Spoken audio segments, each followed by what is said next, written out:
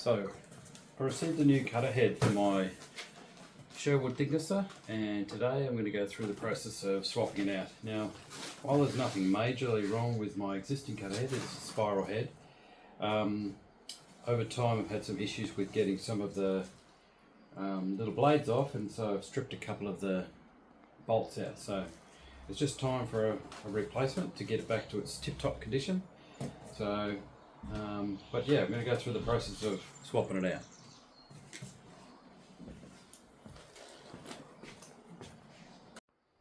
So in the box we've got the same bits and pieces that come when you get the full thicknesser. You got two of the bolt removers and some spare blades. You only get like 4 or 5, but still it's not bad. 5, there you go. There's a couple of spare bolts in here, which is always good. And obviously the massive big cutter head wrapped up in a plastic bag,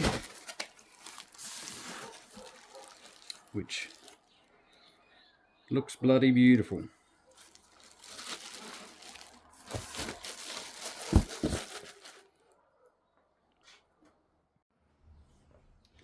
A couple of things to get started. We need to take this handle off. We need to take this one off here. We're going to take the top off, which will allow us to get the sides off. Then we'll be able to get this out. I'm going to lift it off the whole mechanism, and that will then allow us to swap out the cutter head. So let's get started on this. Oh.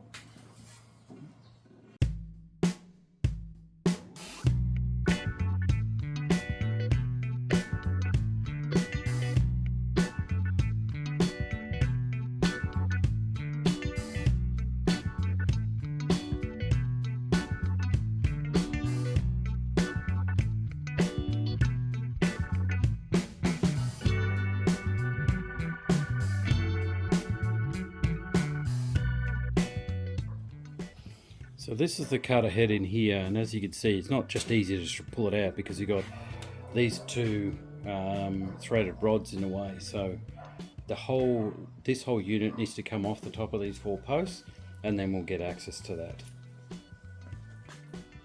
Alright, so we have to get this off using the winding knob, but on this side there's a little stopping washer to stop it coming off the top in normal use, so just got to get that off.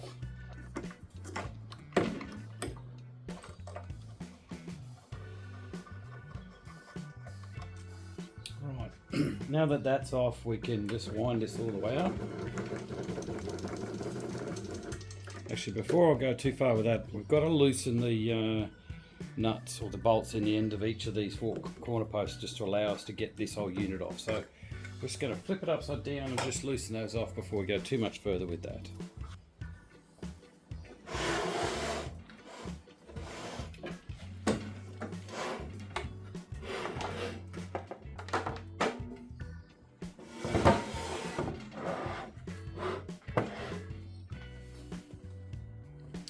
So there's 4 of these bolts here. We're just going to loosen those off.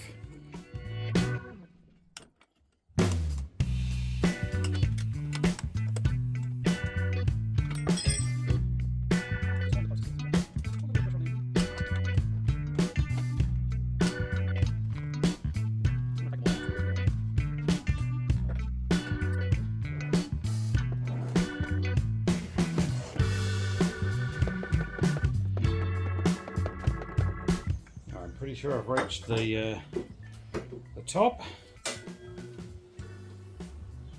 So the plan is now just to lift this off, hopefully.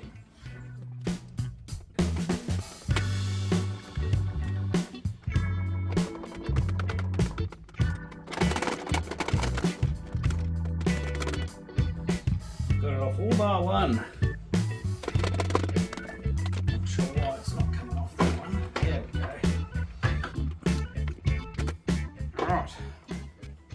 And there we have, there's the cutter head there. So there's a little plastic just guard here, so just pop that off so it doesn't get broken while we're doing all this. And now we just need to get this out. So we've got a nut on this end which you should be able to access. This is going to be in the way. Let's see about that. And then it just, the end of the, it appears to just be inside that box there, I guess, the motor. Let's see how we go. I'm guessing we're going to need to get these chains off as part of this whole process. So let's have a go at getting this off first. I don't want to damage this, so what I'm going to do is I'm going to undo these and take that off. That's just the depth stop if I remember rightly, so it's not a big deal. And as long as I don't adjust this measurement and I only take it off here, that's not going to change any of the measurements.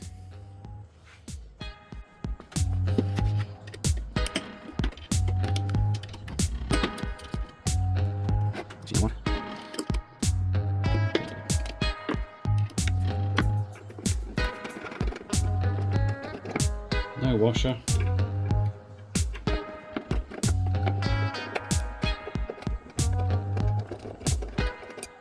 Okay. Now we've got access to here. So let's get all of the belts and everything off where we can. So it looks like we're going to take this mechanism off here. So let's get started on that.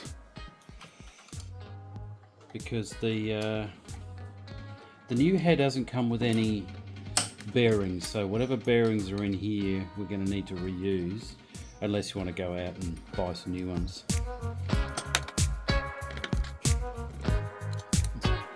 Remove this as well.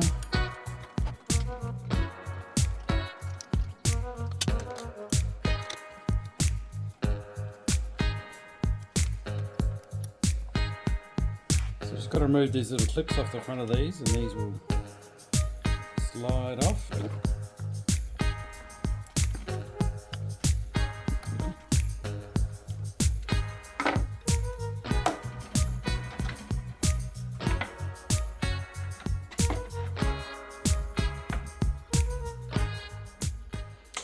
They look to be all exactly the same size, so shouldn't matter too much which sequence you put them back on. Now let's have a look inside here, because the cutter head is here. The cutter head is in behind here, and it would have to have, as you can see I'm spinning it, this is spinning, so it's got to be geared in here. So just need to check we don't need to pull that off. So let's have a look in there next.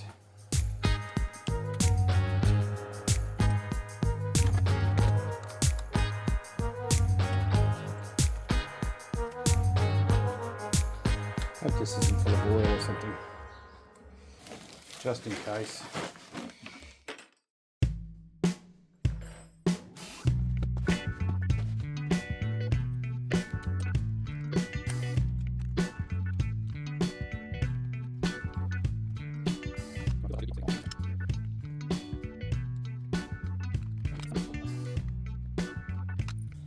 Oh, so there's one short one I've just pulled out. Okay, yep, there you go. Now one of these, so these two diagonal ones just hold the top plate on here, so they don't need to come off. It goes on that way, so these two here you don't need to undo. Do undo the other ones and the whole box comes off then. Okay, so hopefully we can just gently tap that out now.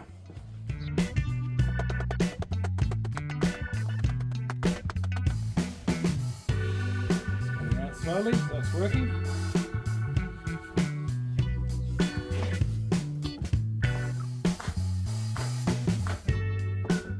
Ka-chow! Right, there we go.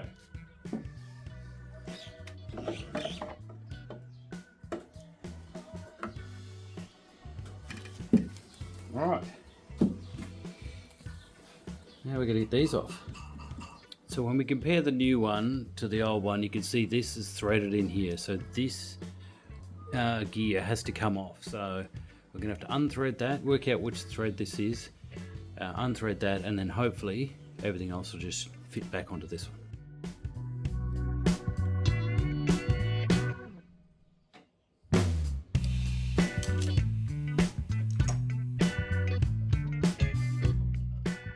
Alright, now we're going to get the nut off so we can get the bearing and this pulley and everything off this end. So this fits a 24mm socket. So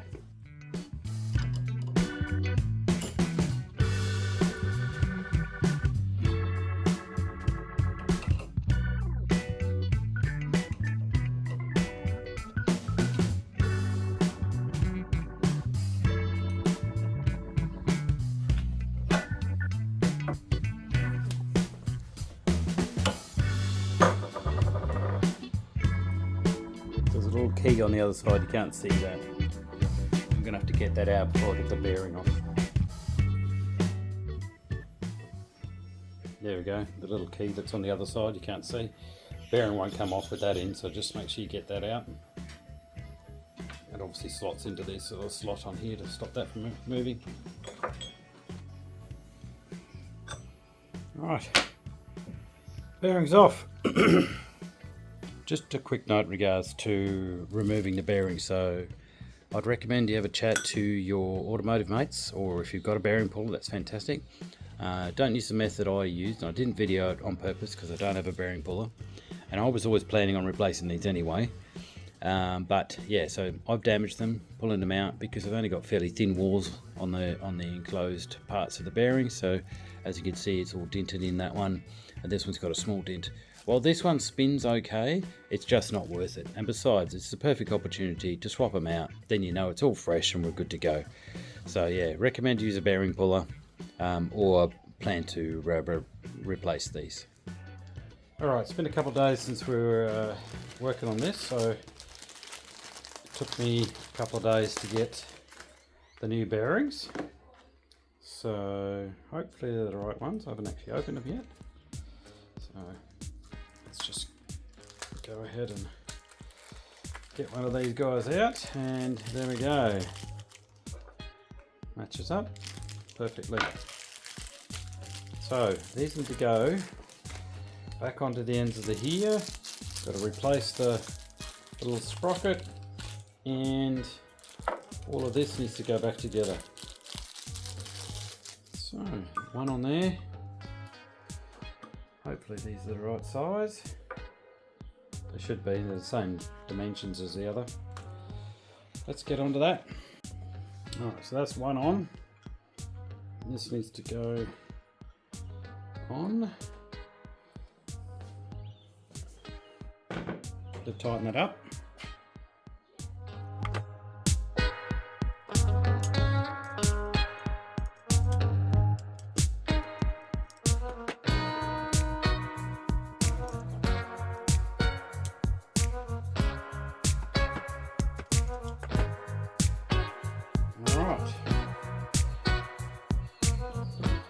On the other end, you can see the little spot here for where the key goes in, so which will hold this into place when we put that on top of there. But the bearing's got to go on first, so let's get that on there. We've got the bearing on either end seated in. I've got the sprocket on here. On this end we need to put all this stuff back together, so we've got this little housing piece that's going to slot over the top of the bearing. Get it on straight.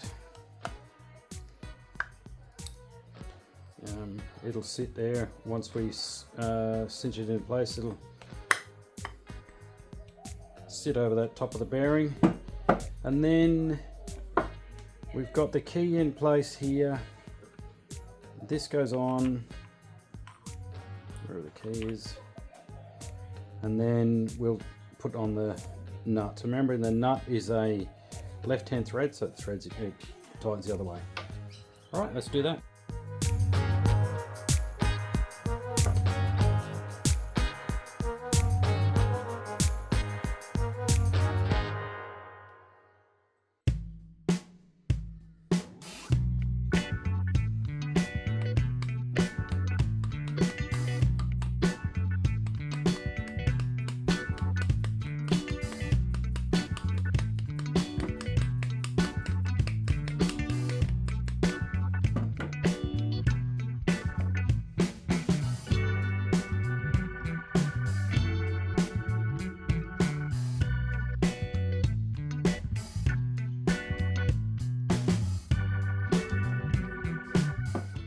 Alright, let's get this all sorted out. Okay, all on. Nuts nice and tight. This still spins, which is perfect. Spins away there, which is exactly what we want. Now, this is the end that the gearbox sat on, so this end goes in, and obviously the pulley end stays out here. So let's thread this through carefully. Easier said than done.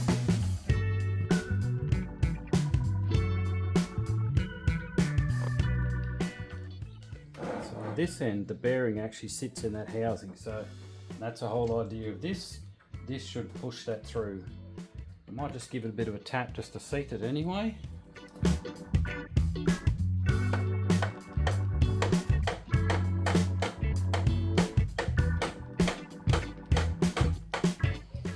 Alright, once you've got this housing seated inside its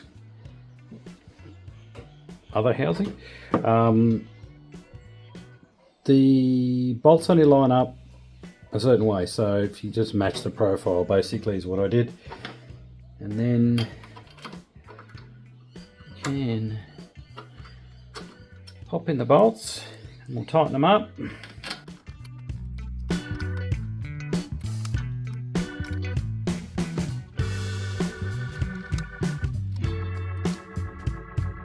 Alright, all done.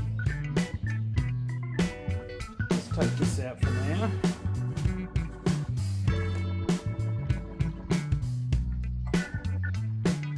Spins.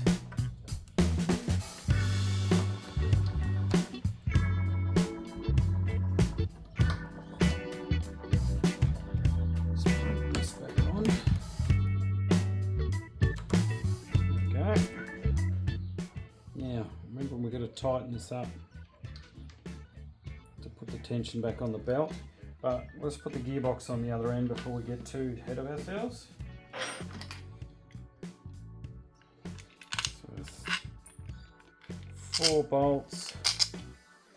So remembering those 2, they just hold this together. They don't need to come out when you pull it apart. Rightio, gearbox is all assembled.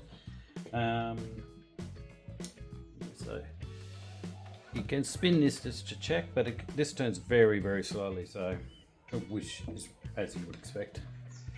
But yep, all working.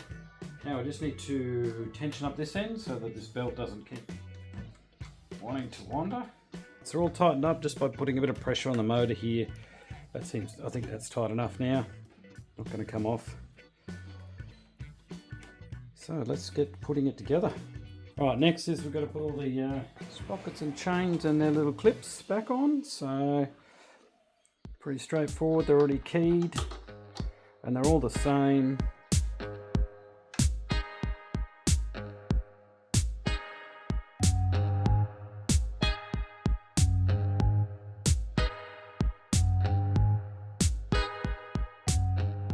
Alright, none of the chains are now crossing over each other. So we can get the clips back on now, and as you can see, as we turn this, they do turn very slowly, but they are turning. Make sure they're all seated, these clips. We don't want these sprockets coming off at some stage.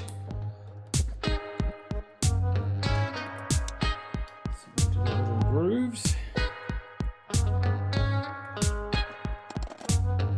Can't pull them off, so that's always a good sign.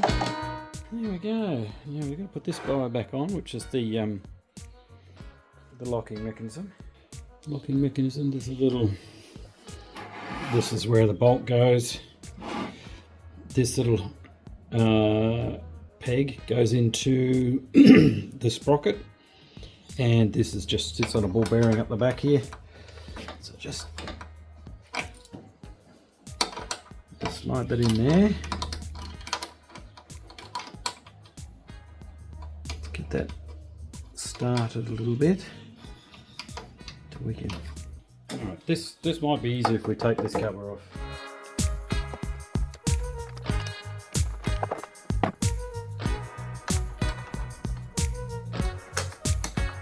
go.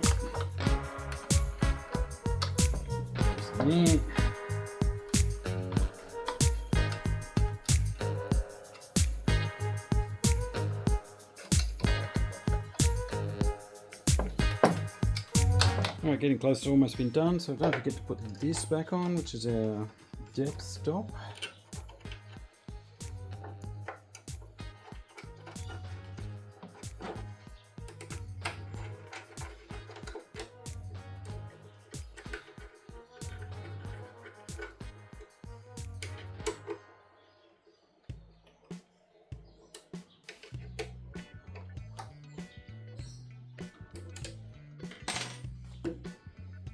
Now, the other thing I did do while I was here is a lot of the sort of dust control on this machine, and probably lots of other machines like it, it's very much reliant on little strips of foam in various places. So I was getting a bit worn out on mine, so I went and bought some foam seal, which is basically just door seal. Adhesive stuff, and I replaced it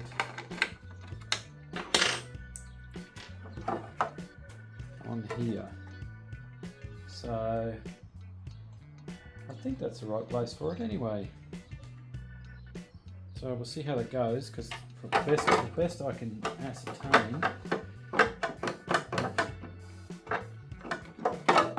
it's this like front surface here, that's the dust control, so I've got it all the way to the ends. So now this one here is not too bad, that's just around the motor housing. It's quite a bit thicker, and I couldn't find any foam at the hardware I went to. I just got the thin stuff, which will hopefully be enough for this, so to help get the dust control back to where it was when I first got it. So pretty much that is this all back together. So now we've just got to put it back onto the base and put the last bits on and give it a whirl.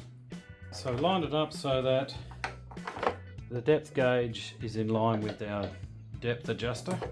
So we've got it the right way around.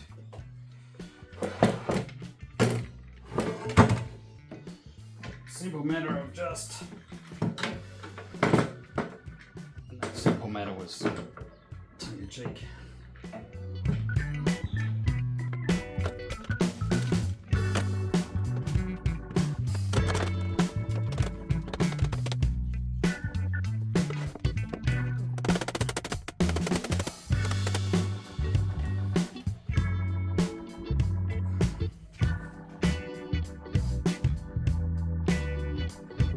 Just fell out of somewhere.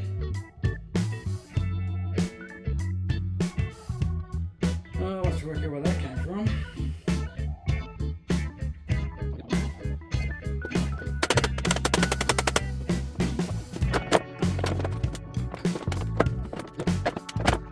Just like that. Easy as when you remember to line this up. So if you did everything right, hopefully we did. Now that we've got down far enough, we can put the other little guy on the end there, so that doesn't wind out under use.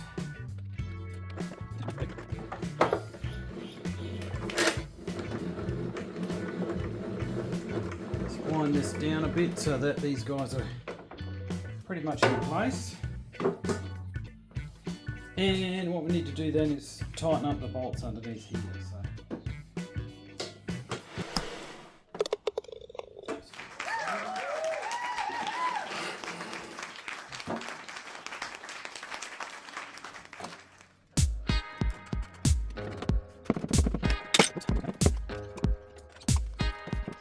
Alright, so that fits a 17mm spanner, which allows us to stop them spinning while we tighten them up.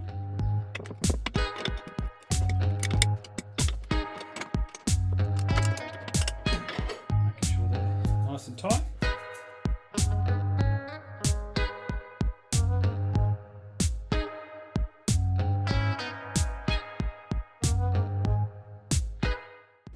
Alright, so to make sure this is nice and level so that you're actually getting flat boards out, I've got my calipers and I've got this board and I'm just measuring each side. So this is marked as my thin side and that's marked as my thick side. So the way you can adjust it, make sure it's unplugged. Underneath here you can actually adjust this so it raises this side up just a little bit because this is still a bit too far down. So I'll show you how you do that. Alright, so these are the little adjustment cogs here. So if we just take off this supporting bracket here,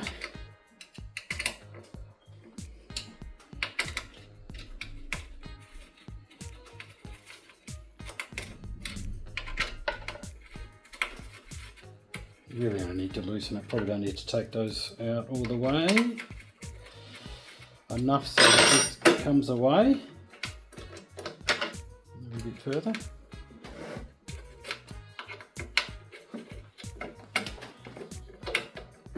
So it's not impacting on this one anymore. And then you can rotate this. Let's work out the right way to go.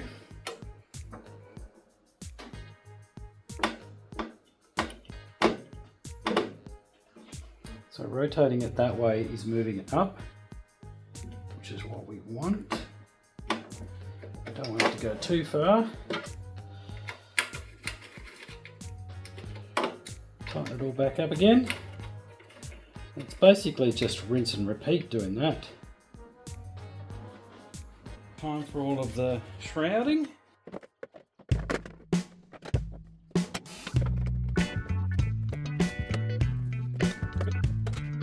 Shrouding's on, just pop it in the bolts in the top.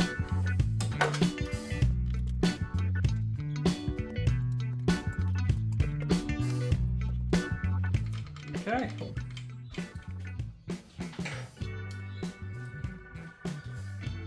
Let's find a handle that we dropped.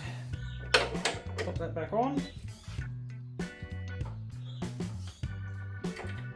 Bolt in.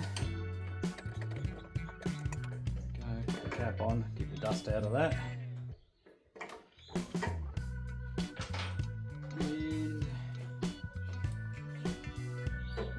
last but not least, I'm gonna pop on the little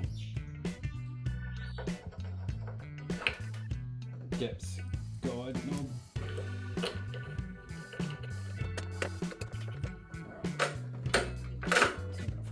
It's working. Before I pop this in, I might just replace that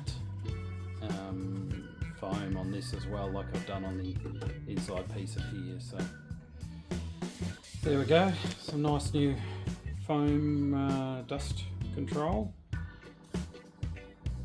Let's pop this back on.